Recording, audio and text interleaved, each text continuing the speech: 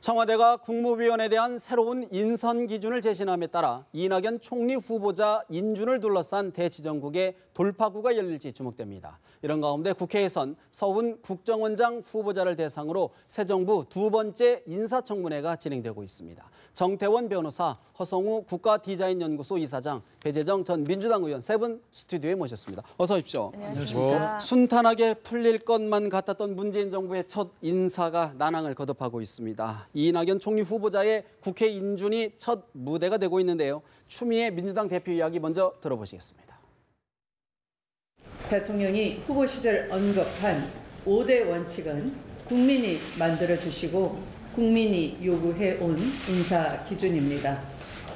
따라서 국회는 5대 기준에 대해 국민의 눈높이에서 해석하고 적용되어야 할 것입니다. 하루라도 빨리 국정 공백을 메우고 국정을 정상화시키라는 것이 국민의 한결같은 목소리이고 간절함입니다.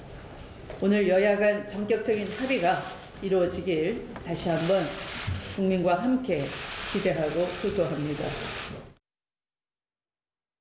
민주당 추미애 대표, 국민의 눈높이에서 해석이 되고 적용돼야 한다고 국회 거듭 합의를 촉구했습니다. 배 의원님, 사실 오늘 청와대가 국회 인사청문회가 도입된 2005년 7월 이후에 위장 전입자는 배제하겠다 이런 새로운 기준을 내놨거든요. 돌파구가 될까요? 어떻게 보시는지요? 네, 그리고 또 뿐만 아니라 대통령께서 오늘 사실상 유감 표명이라고 받아들일 수 있을 정도의 양해를 바란다 이런 말씀을 하셨고, 국민의당에서 또 이낙연 후보자에 대해서는 인준을 해주겠다 이렇게 또 지금 밝히고 있는 상황이 벌어지고 있는 순간이지 않습니까? 그런 면에서 보면 나름대로 좀 돌파구를 찾을 수 있는 국면 아니냐 이렇게 좀 보게 되는데요. 저는 거기에서 우리 추 대표께서도 말씀을 하셨습니다만 중요하게 지금 국민들께서 적어도 70% 이상의 국민들이 이낙연 총리 후보자를 낙마시킬 것이 아니라 인준을 해야 된다 이렇게 받아들이고 계시지 않습니까? 그게 여러 차례 여론조사에서 드러나고 있는데요. 이런 부분들이 당연히 또 야당의 입장에서도 또 국민의 여론을 의식하지 않을 수 없는 상황인 것 같고요. 그런 면에선 빨리 이 문제가 좀 해결이 되어서 국정 공백을 좀 메울 수 있길 저도 국민의 한 사람으로서 바라는 입장입니다. 갈 길이 바쁘다. 그런가 하면 자유한국당에서는 그럼에도 불구하고 수용할 수 없다라는 의견들, 속보가 지금 나오고 있는 것 같은데요. 우리 이사장은 어떻게 보시는지요? 지금 배 의원님께서 말씀하신 건데 저도 기본적으로는 동감합니다. 대통령께서 지금 이제 인사 원칙을 정해고 나서 사실은 지금 딜레마에 빠진 상태인데 오늘 수석 비서관 회의 때 대통령께서 일단 국민들한테 야당하고 국민들한테 양해를 구한다고 말씀하셨으니까 일단은 청와대 입장은 대충 다 거의 다 나온 것 같습니다. 또 비서실장이 또 사과를 하고 정무수석이 또 야당 찾아가서 또 양해도 구하고 다 했는데 오늘 이런 말씀하세요. 그러니까 원칙 훼손은 없다 이런 말씀하셨는데 그럼 원칙 훼손은 없다면은 지금 그럼 이낙연 총리 내정자는 그럼 어떻게 할 것인가? 그 부분에 대해서는 언급이 지금 안 계셨거든요. 왜냐하면 지금 이낙연 총리 내정자는 거의 지금 논문 표절 빼고는 4개 다 걸려 있습니다. 그 부분은 그럼 어떻게 할 것이냐? 여기 대해서 좀 명확하게 청와대 입장을 좀 드러내야 될 것 같다. 드러내는 게 좀 이야기하시는 게 좋다. 지금 좀 전에 배 의원님께서 말씀하신 대로 지금 이낙연 총리 내정자를 인준해야 된다는 게 74%가 72% 여론조사 나왔다는데 여론조사는 하나의 참고 사항이고 그럼 인사청문회 규정이 있습니다. 그 여론조사가 높다 해서 인사청문회 규정을 없앨 수는 없다. 그럼 좀 나눠서 질문을 드려볼게요. 그러니까 지금 하나 기준을 얘기를 한 거예요. 2005년 7월 이후에는 원천적으로 배제하겠다라는 기준을 지금 내놓은 거거든요. 그 기준 어떻게 보십니까? 그거는 저는 기본적으로 찬성합니다만은 그거보다 더 중요한 것은 예를 들어서 지금 위장 전입 같은 경우는 목적이 뭐냐 이거죠. 거기에 대한 명확한 입장은 가이드라인을 정해야지. 그냥 일괄적으로 2007년 이후는 괜찮고 그전은 안 된다. 이거보다는 어떤 목적으로 위장 전입을 했느냐 이것이 굉장히 중요하다. 조금 참고로 설명을 드리면 2005년 7월 이후에는 어떤 위장 전입도 불가하다라는 입장이고 그 이전이라고 하더라도 투기 목적이라든가 이런 부분들에 대해서는 계속해서 배제하겠다라고 밝힌 것으로 그렇게 지금 해석할 수 있을 것 같습니다. 결국 이제 저는 인사청문회 제도를 왜 만들었는지 거기서부터 다시 그야말로 이 기본으로 원칙으로 돌아가서 봐야 되는데 사실 지금 이번 경우뿐만이 아니고 새로운 정권이 나올 때마다 야당에서는 작은 흠집들을 가지고 계속 반대를 해왔거든요. 결국 새 정부가 들어서면 그 정부에 대한 기싸움 같은 게 항상 있을 수밖에 없게 되고 그러다 보니까 사실 위장 전입도 정말로 이게 주민여러분 위반이 되는 위장 전입도 있고 때로는 조사해보면 안 되는 경우도 있고 그렇거든요. 그리고 과연 위장 전입이 그 사람의 도덕성이나 준법 정신을 그대로 드러나는 유일한 잣대이냐? 기준이냐? 그것도 아니거든요. 근데 결국 이거는 악순환입니다. 지금 민주당도 예전에 야당이었고 박근혜 대통령 들을 이명박 대통령 그대로 했거든요. 그래서 자기들이 한 짓을 그대로 뒤집어 쓰고 있는 건데 저는 그렇다고 해서 민주당을 비판하는 것이 아니고 이제는 정치권이 도대체 인사청문회를 둔 취지는 국민들이 볼 때 좀 더 도덕적으로 결함이 없고 좀 정책을 잘 추진할 수 있는 능력 있는 사람 그런 사람을 볼 수 있는 네. 그런 절차 아닙니까? 근데 그거는 잊어버리고 이 사람은 위장 전입 하나 했네요. 무조건 안 됩니다. 아니 그게 무슨 헌법에 있습니까? 법령에 그렇다 있습니까? 그러면 오늘 근데 문재인 대통령이요. 잠깐만요. 문재인 대통령이 수석 보좌관에 의해서 국민과 야당의 양해를 구한다, 당부한다는 취지 얘기를 했거든요. 어떤 의미로 받아들였습니까? 그러니까 문재인 대통령께서는 공약을 하셨거든요. 네. 5대 배제 원칙, 고위공직자의 경우에 부동산 투기라든지 뭐 병역 이런 거 안 하도 공약을 하셨기 때문에 그럼 그대로 기계적으로 적용하면 이 사람들은 안 되는 사람들 아니냐. 근데 해야 되니까 이제는 양해를 구한다고 했는데 저는 그것도 좀 넓게 봐야 될 걸로 보입니다. 위장 전입을 한 사람을 공직자를 안 시킨다는 취지는 이게 명백한 법 위반이고 뭐가 잘못됐을 때 그거 안 된다는 얘기로 해석을 해야 되는데 이게 전부 이렇게 발목 잡기로 돼서는 안 되거든요. 네. 그리고 이제 그 원칙 과연 어떤 사람이 고위공직자 맞느냐 안 맞느냐는 건 사실은 청와대 대통령이 정하실 일은 아니죠. 근데 이제 여러 가지 이야기가 있었는데 전체적으로 어떻게 보십니까? 문 대통령의 입장 표명 좀 전국이 전환되는 계기가 될까요? 그렇게 바라는 마음이고요.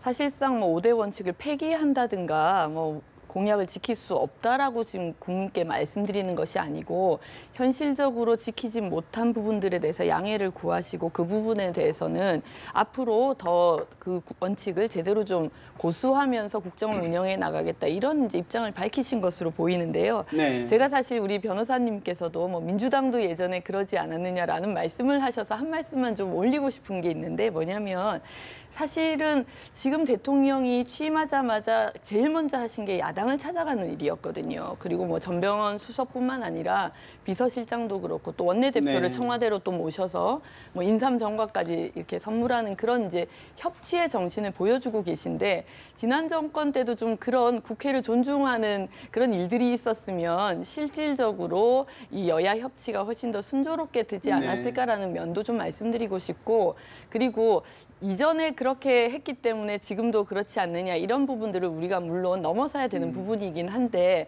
이제 이전 정권의 그런 어떤 뭐 비리 의혹이라든가 이런 것들이 사실은 훨씬 더 중첩되고 많았다는 것도 제가 말씀드리고 민주당의 의원이었기 때문에 조금 설명을 좀 드리고 싶습니다. 예, 적어도 이제 그 인사청문회 목적에 맞춰 본다면 그분이 이제 우리가 무슨 성인군자를 뽑는 게 아니잖아요. 일을 잘하시겠다. 네. 그 정도면 괜찮다. 그러면은 이제 통과시켜줘야 되는 것이고요. 그러면서 뭐 저 대통령께서 뭐 수석보좌관 회의에서 그런 말씀을 하신 거는 뭐 상당히 옳으신 말씀이라고 보여요. 근데 다만 좀 아쉬운 거는 청와대 박수현 대변인께서 열심히 설명을 해주셨는데 얼핏 보면은 지난번 박근혜 대통령 때 생각이 나지 않습니까?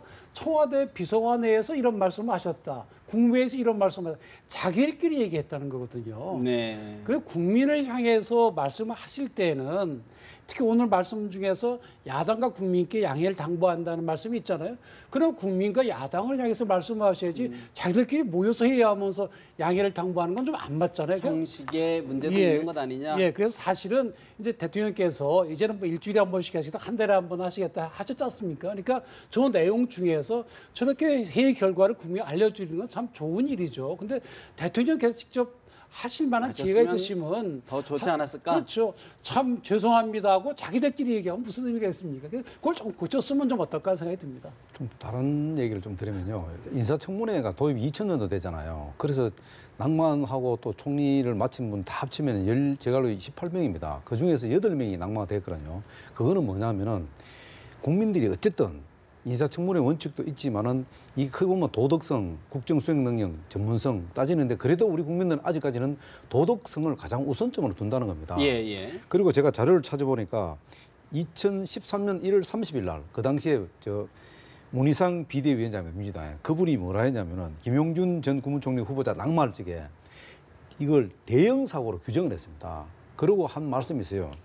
총리 후보자는 국민 눈높이에 꼭 맞춰야 된다. 이거는 뭐냐면 아주 높은 도덕성을 요구한다는 뜻입니다. 이렇게 얘기한 지금 민주당이 네. 지금 대통령이 5개 5대 고위공직자 임명 가이드라인을 조금 부닥쳤다, 야당과 부닥쳤다 해서 예. 여기서 새로운 또 셀프 이 기준을 만들어내겠다 하는 것은 잘못됐다. 다만 지금 그 초기에 배 의원님께서도 우리 문재인 대통령께서 진정성을 보기 위해서 야당도 방문했잖아요. 그렇다면은 지금 마찬가지입니다. 야사당들을 당 대표들을 불러서 이 부분에 대해서 좀 그 양해를 바란다. 예. 또 협조를 바란다. 이런 얘기를 할 수 있는 분위기들을 만들어 간다면은 야당이 사실은 할 말이 없다고 봅니다. 근데 그 알겠습니다. 부분은 대통령이 풀어야 할 부분이다. 이래 봅니다. 사실 이제 문재인 대통령은 현실적인 어려움 또 고충 그러면서 국민들의 이해를 좀 당부한 부분이 있으니까요. 좀 국민들의 여론 또 국회의원의 좀 진행 모습을 지켜봐야 될 것 같고요.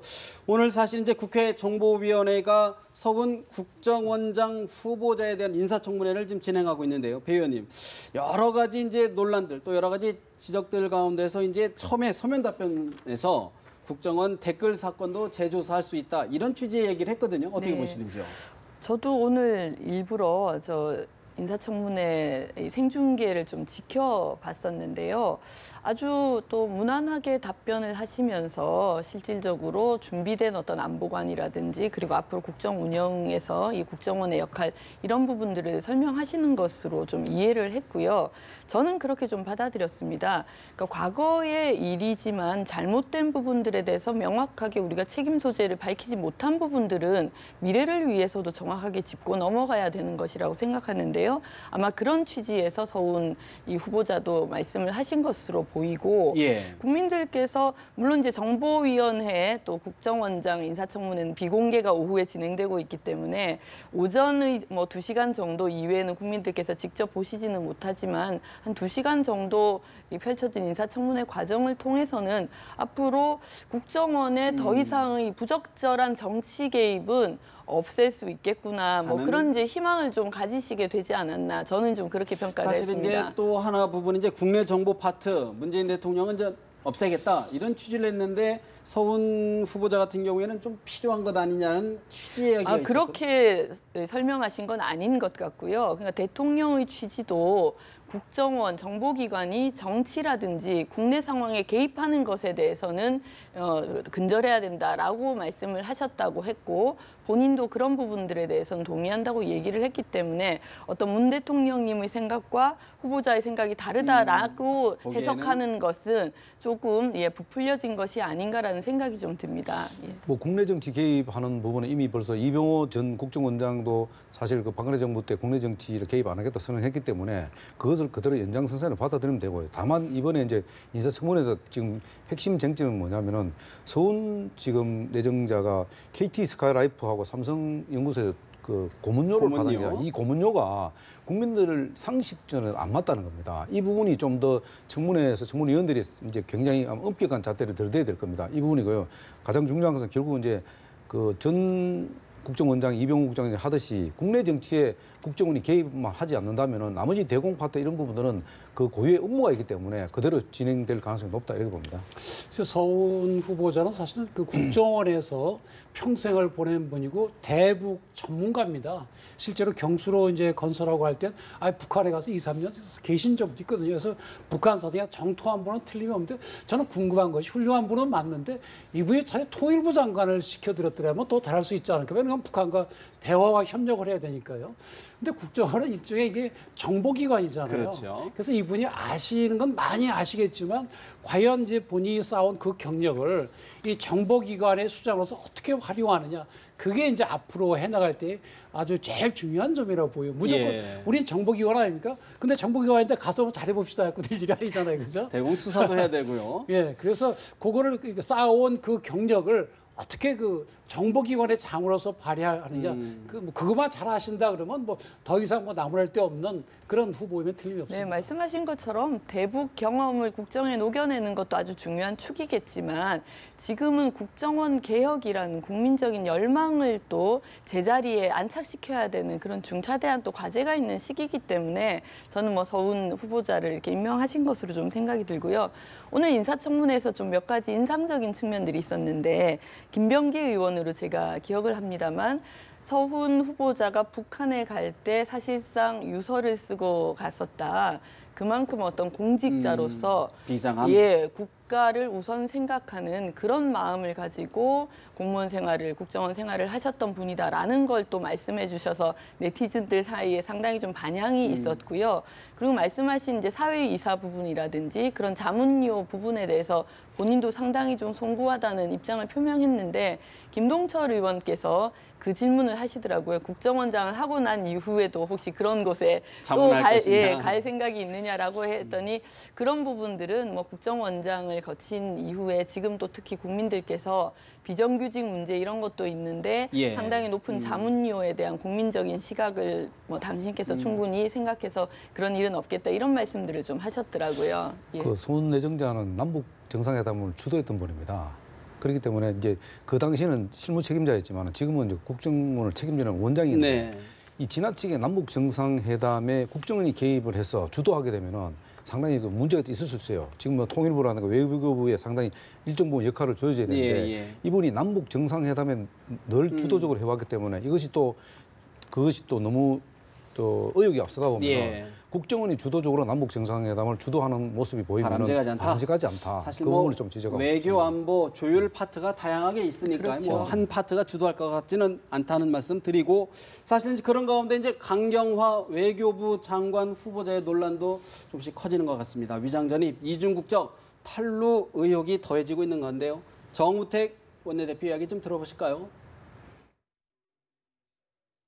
한 조간신문은 강경화 후보자가 딸을 위장 전입시킨 집은 본인이 말한 친척집이 아니라 전 이화여고 교장이 내놓은 전셋집이라고 등기부 등본을 근거로 보도한 바 있습니다. 가장 심각한 거짓말 의혹까지 덧붙여진 상태입니다. 인사청문회를 정상적으로 진행할 수 있겠는지 저는 대통령과 정부 여당에 거꾸로 묻지 않을 수 없습니다. 대통령의 책임 있는 조치가 있어야 할 것입니다.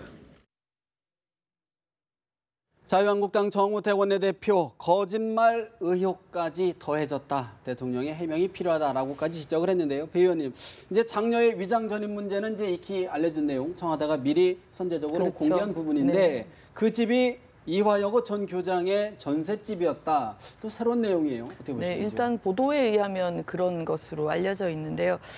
개인적으로는 참 안타깝습니다. 사실 이제 강경화 후보자에 대해서 많은 분들이 기대를 했던 것이 이분이 뭐 외무고시 출신이 아니신 그런 분으로서 상당히 세계적인 뭐 네. 유엔에서도 그렇게 이제 고위직에 유리천장도 뗄 올라가셨고 수도 있고요. 특히 예. 여성으로서 정말 외교부 장관이 임명되는 것은 처음 사례이기 때문에 저 또한 뭐 여성 정치인의 한 사람이고요. 상당히 기대를 했는데 이런 부분들이 자꾸 불거지니까 좀 저 스스로도 곤혹스럽기도 하고 안타깝기도 한데 물론 이 부분은 인사청문회에서 좀 더 드러나야 되는 부분인 것 같습니다. 지금 제가 예단해서 말씀드리기는 좀 쉽지 않고 본인도 그렇게 말씀을 하고 계신 부분인데 저는 개인적인 좀 바람은 이분이 정말 다자 외교의 그런 능력들을 여성 외교부 장관으로서 우리 국정에서 좀 펼치시는 날을 보고 기회를 싶다. 좀 조여내야 되는 네, 것. 그렇게 좀 개인적인 바람이 강하게 있습니다만 이 부분 또한 우리 인사청문위원들과 또 국민들께서 좀 판단을 눈높이가. 하시게 되지 않을까 그렇게 생각이 강경화 듭니다. 후보의 경우는 사실 저분이 유엔에서 미국의 뉴욕에 네, 유엔에서 이제 10년 이상을 거기서 이제 재직을 하신 분이거든요. 그래서 저분이 가지신 이제 경험과 지식은 결국 뭔가 하면 세계 각국이 자기 그 국익을 위해서 각 축장을 벌리는 거기에서 조정과 중재 역할을 쭉 해오신 거거든요. 그래서 그렇게 이제 말하자면 심판의 조종자의 위치에 있다가 이제는 우리 국익을 위해서 이제 실제로 뛰는 거거든요. 그런 점에서 세계가 돌아가는 걸 아니까 거기에 맞는 우리 국익을 위해 뛸 수 있는 그런 좋은 점을 우리가 기대해 볼 수가 있는데 사실 저분이 그동안 공무원도 안 하셨고 국내 안 계셨기 때문에 저런 그 위장 전입이니 뭐니 그런 문제가 나올 수밖에 없습니다. 그래서 저 개인적인 생각은 그럼에도 불구하고 저분이 그런 유엔에서 쌓아온 경험과 지식을 동원해서 지금 한참 우리 어려운 우리 국제 정세에서 우리를 좀 우리 지킬 수 있고 국익을 최대화할 수 있다면 받아들이고 그런 경륜이 부족하다 싶으면 야 이렇게 뭐 법도 위반하는데 안 된다 그렇게 결론을 내야 될 그런 겁니다. 뭐 전문성에 대해서는 두 분이 워낙 뭐 말씀드리고 또 자타가 공연하는 이야기입니다. 그 부분에 대해서 저는 언급하고 싶은 생각이고요. 다만 이분 같은 경우는 지금 강경화 지금 저 후보자 같은 경우는 문재인 정부에서 사실 어떤 회심의 카드를 끄집어냈는데 사실 그 위장 전입을 자수를 했잖아요. 자수한 케이스입니다. 먼저. 공개를 했죠. 공개라고 네. 뭐 제가 볼 때는 자수입니다. 자수한 케이스인데 그 자수가 또 거짓말이 된 거예요. 왜냐하면 그 위장 전입했다는 게 친척 집에 했다 그러다 결국은 나중에 전 이화여고 고등학교 교장 선생 집에다가 그 전입했거든요. 네네. 그 왜 그냥 자수할 적에 처음부터 그렇게 쭉 설명을 하면 이게 양해가 될 부분인데 이 거짓말하는 부분 공직자가 또 이 거짓말하는 부분에 대해서는 또 야당을 자극할 수밖에 없다. 예. 그렇기 때문에 이 부분은 뭐 야당에 이제 공이 넘어가기 때문에 야당이 이제 알아서 막 네, 했죠. 일단은 지금 의혹 수준이니까 너무 이제 확정해서 직접 얘기 좀 들어봐야 말씀하시는 될 것은 부분이고요. 조금 조심스럽지 않나 싶습니다. 예. 알겠습니다. 그런가 하면 최순실 씨의 딸 정유라 씨가 모레 31일 귀국할 것으로 알려졌습니다. 검찰 즉시 체포해서 조사할 것으로 보이는데 정 변호사님, 사실 이제 여러 가지 정말 정유라 씨가 어떤 이야기를 할지 궁금한데 어떤 부분들이 핵심 쟁점으로 봐야 될까요? 사실 이제 그 정유라 씨 처음에 빨리 데려오고 한 이유는 데려오면 최순실 씨가 입을 열 것이다. 그런 목표에서 했는데 지금 거의 재판이 다 끝나가는 셈인데 그럼에도 불구하고 이제 기대하는 것은 정유라는 나이도 어리고 평소 성격이 굉장히 이렇게 예측이 불가능한 점이 있다고 하니 그동안 이 꽤 많은 어른들이 한 거짓말들을 혹시 뒤집을 수 있는 그런 단서가 나오지 않을까 그런 기대를 하는 거죠. 그래서 뭐 같이 있었던 노승일 부장은 뭐 지뢰 덩어리라 그러는데 아마 많은 뇌관들은 빠졌을 겁니다. 본인도 이 진행돼가는 걸 알고 있잖아요. 그럼에도 불구하고 조사하다 보면 무심코 튀어나온 얘기들이 있을 거거든요. 특히 이제 최순실 씨와 박근혜 대통령과의 관계에 있어 가지고는 정유라가 그동안에 전혀 나오지 않았던 새로운 이야기를 할 수가 있지요. 그런 것들을 얘기할 그렇습니다. 수 있다. 그런 부분들이 과연 그럼 앞으로 향후 지금 진행 재판 과정에 또 방해하는 영향을 주죠. 특히 네. 이제 박 대통령 재판이 이제 막 시작되지 않았습니까? 그래서 박 대통령 나는 모른다, 최순실 쏘갔다 이러는 입장 아닙니까? 근데 정유라가 아유 큰 집, 큰 어머니 이렇게 불렀다는 거 아닙니까? 근데 박 대통령은 나는 걔 그 만난 지 굉장히 오래돼서 이름 이렇게 바뀐 얘기하니까 것도 나중에 알았다. 뭐 이렇게 얘기가 막 얘기했었죠. 달라져 버리잖아요. 그러니까 과연 이제 박 대통령의 진술이 진실인지 여부가 이 정유라라는 제3의 인물에 의해서 걸러지게 될 수가 있게 되는 거죠. 어떻게 보십니까? 사실 이번에 이제 국정농단 재수사로도 이어질 수 있는 그런 가능성이 있어서 좀 예의주시하는 분위기인데 지금 배 의원님 어떻게 보십니까? 네, 뭐 변호사님 말씀하신 거에 좀 덧붙여서 아마 최순실 씨가 혹시 입장 변화를 보이지 않을까라는 점에 많은 분들이 좀 관심을 가지는 것 같아요. 그동안은 박근혜 전 대통령은 잘못이 없다. 나 때문에 이렇게 법정에 서시게 됐다. 이런 입장을 계속해서 좀 밝혀왔는데 지금 딸의 문제는 이제 뭐 어느 부모가 안 그렇겠습니까만 그 최순실 씨도 유독 좀 집착한다는 이야기까지 있기 때문에 정유라 씨가 송환돼서 또 조사를 받고 뭐 수감 생활을 하고 이런 부분들이 아마 최순실 씨의 심경에도 좀 영향을 미칠 수 있지 않을까. 그렇다면 박근혜 대통령을 보호해야 될 것인가 아니면 딸인 정유라 씨와 또 그 손자를 보호해야 될 것인가 이런 면에서 좀 딜레마에 빠질 수도 있지 않겠나라는 부분이 좀 예상이 좀 되는 것 같습니다. 정유라 씨 같은 경우는 사실 어떻게 보면 법적으로 뭐 특별하게 본인이 직접 주도한 건 없지 않습니까? 예를 들어 뭐 이화여대 부정 입학이다 이러면은 사실 업무방해죄인데 본인이 업무방해죄에 해당되는지는 최순실이 또 하나 마찬가지입니다. 그 삼성과의 220억 컨설팅 계약 맺었을 때 사실 가장 본인이 크게 혜택을 받은 겁니다. 그것이 어떻게 이 소위 부정 제3자 뇌물죄하고 연결되지 않은 부분인데 제가 볼 때는 아마 최순실 씨는 본인은 전혀 모르는 이야기다. 엄마가 다 시켜서 나는 그냥 따라간 것밖에 없다. 정유라가 이렇게 예. 했을 경우에 사실 어떻게 보면 검찰 입장에서는 굉장히 곤혹스럽다. 다만 이제 배우님께서 말씀하신 대로 너무 검찰에서 정유라 씨를 자극하다 보면은 예상치 못했던 답들이 나오게 되면은 그것이 이제 재판에 영향을 미칠 수 있지 않겠는데 그러나 정유라 씨도 바보가 아니기 때문에 독일에 있으면서도 인터넷을 통해서 이 엄마의 있던 여러 가지 상황들을 종합적으로 고려하고 봤을 것이다. 또 거기서도 변호사 조력을 받아 들어갈 가능성이 높다. 그렇기 때문에 크게 정유라 씨의 발언이 이 지금 재판에 영향을 미칠 거는 사실 큰 핵폭탄의 메가톤급의 얘기는 없지 아닐 않겠나. 것이다. 근데 이제 그런 겁니다. 검찰 입장에서 하면 사실은 지금은 정유라에 대해서 불구속을 해도 되거든요. 네. 예전하고 다릅니다. 그렇다고 한다면 협상이 이루어질 수가 있죠. 너 불구속 해줄게. 그 알고 대신에 있는 거 좀 얘기 다 좀 해. 얘기해봐라. 또는 최진 씨라고도 마찬가지거든요. 당신 딸하고 최순실입니다. 최진 씨.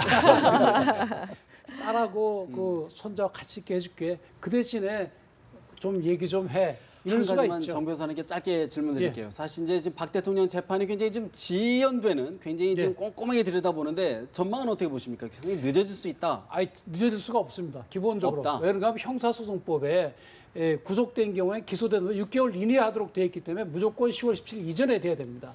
다만 이제 그 과정에서 변호인 측에서는 좀 더 하나하나 짚고 넘어가자 이런 이야기인데 네. 지금 재판부는 그대로 하면 6개월 내에 이걸 끝내기에 상당히 어렵다는 판단에 들여서 계속 절차에 관한 충돌이 일어난 거거든요.